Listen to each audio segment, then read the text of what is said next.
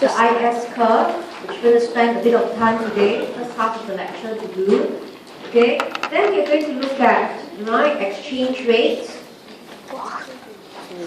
and interest rates.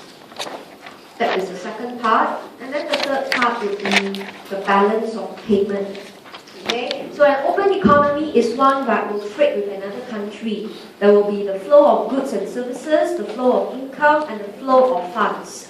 So in this case, we want to record these activities, which could be seen in the IS curve itself, as well as the BP curve. Right? And all this transaction will usually require an exchange rate, a foreign currency. And this exchange rate movement, in fact, will affect interest rates, affecting the returns of financial assets. Okay, so there are three areas of focus. Okay, and for part one of your lecture notes, okay, it's primarily tested in section A, our true/false question.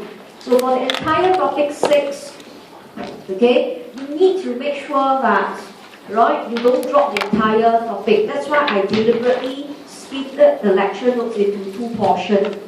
So that, if you can't do well for part 2, at least you study part 1 for section A, true/false question. And out of these 3 areas of focus, these 2, will commonly be tested in the exams. So when you actually go through the first 30 pages of notes, anytime you got lost, reflect back. Are you focusing on these aspects? If not, maybe the concepts are not too important.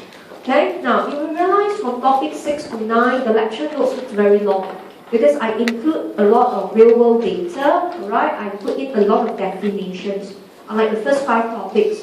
But when the lecture notes is long, doesn't mean I will teach every page. In fact, I will skip quite a bit so that you can go back and read through it.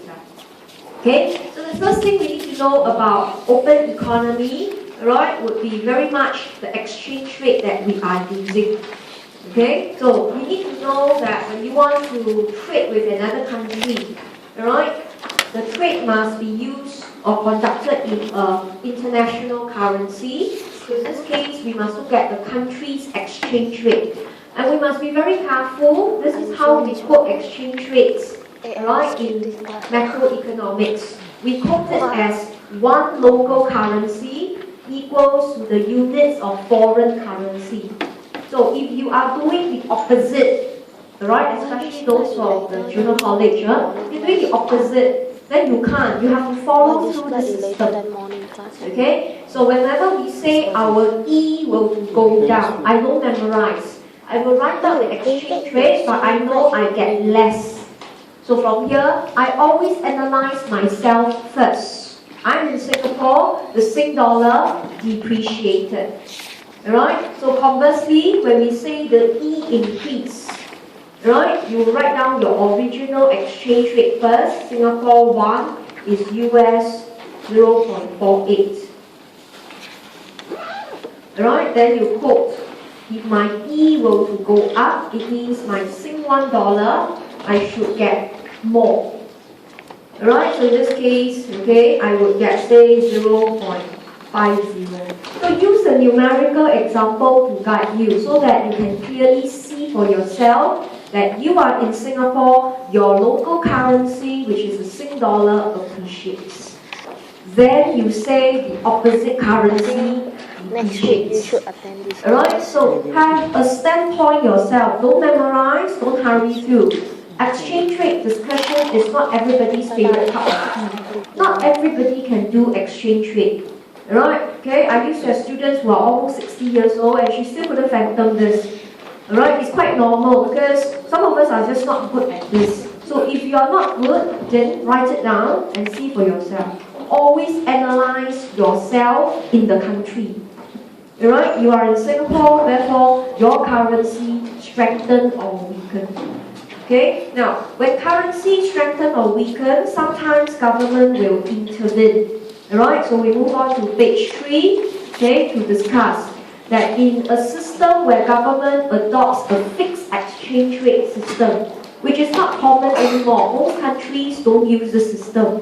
But for the purpose of our discussion, if government were to actually maintain a constant exchange rate, Just now, the numerical example we've done shows E goes up or E goes down. But government doesn't want it to go up or down. Then in this case, government must intervene. In this case, government must buy or sell the local currency. Alright, so in Singapore, the government will go into his pool of foreign reserves. He will take it out or he will put in the Sing dollars. So how do we know government buy or sell? Okay, so see how I do it. So for example, the E went up. How do I know government buy or sell? Right? When E goes up, it means there was a strong demand. So this is how I do it. I know that there is an increase in demand by the market. That's why the E went up for case A. So what should government do? Government must always match it. So government must increase supply, okay, by the government. Because when supply goes up, the E will go down. At the two effects, the E is constant. So I don't memorize. I ask myself, if the currency is strong, it means it is in demand by the market. Then government must match the behavior by supplying. So what does it mean by government supply? Government, alright, will sell the Sing dollar. Government take out from his foreign reserve, sell it to the foreign exchange market. So foreign exchange market will include banks, right, and money changer. So you can imagine when government actually sell the Sing dollars. Alright, government go into his reserves, take out the Sing dollars, go to the banks, all the money changers, sell it away. So imagine in the economy, there is now more Sing dollars floating around. Right, there will be more Sing dollars in the economy, money supply increase, LM will have to shut down. So we don't have a new function for LM in the open economy. Instead, if we know it is under a fixed exchange rate, alright, I look at the market behavior. Then government must match it. Alright, so if market is buying, government must be selling. And in this case, government sell, government pumps money into the economy. Okay, so now let's look at case B. If the currency weaken, what caused the currency to weaken? It means nobody wants it. So in this case, I know there is an increase in supply by the market. The market is investors or people like us. We don't want. We sell away the Sing dollar. That's why, right, the E went down. Okay, so first I take one step back. When you say the local currency depreciate, I ask myself, what happened? Okay, it depreciates because nobody wants it. You are selling it. And that's the market. So what should government do? Government must match it by demand.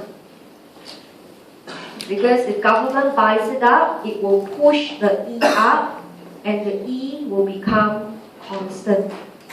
So when government demand, right, it means government therefore will buy the Sing dollar using, for example, US dollar. Government cannot go to the money changer and say, I want Singapore dollar. He must take up something.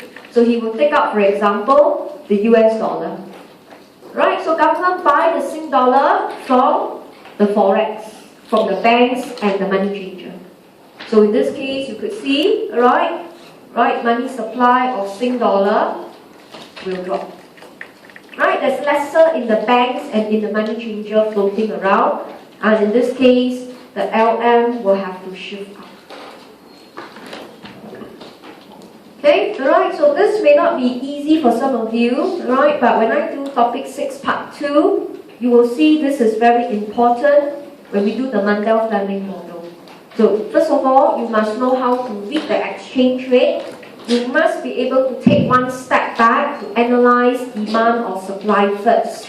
Don't hurry through. Like I mentioned, not everyone is totally competent. If you take a bit more time, you need one whole minute to do so, then be it. Right? But the thing is, you can't memorize. It must be something that convinces you. So this is how I do it. Alright? I look at what did the market do to the money, and government must respond back. And that from there, I can tell government buy or sell. Right? And through the actions of government, it will then affect the exchange rate. Okay? Alright? So exchange rate may not go up and down. It's because government came in to intervene. That's why you have a fixed exchange rate. Okay, but let's move on to page 4. But in the world we live today, a lot of countries don't use fixed exchange rate anymore because it's very expensive. Government has to readily buy or sell the Sing dollars. So you need to have to set aside a pool of money to do it, which is actually very costly. Right? So instead, countries move into using flexible exchange rate. Alright, so in this case, I will not go through this discussion. This is just to tell you, alright, what causes a country's currency to appreciate or depreciate. So it's quite simple. So you read through that yourself. Okay, then with that, we move on to page 5. Okay, just a summary to tell you what is happening in the real world. Okay, so before the oil crisis in 1973, right, most countries were using fixed exchange rate system, like the one that we saw a while ago. The government will usually buy and sell.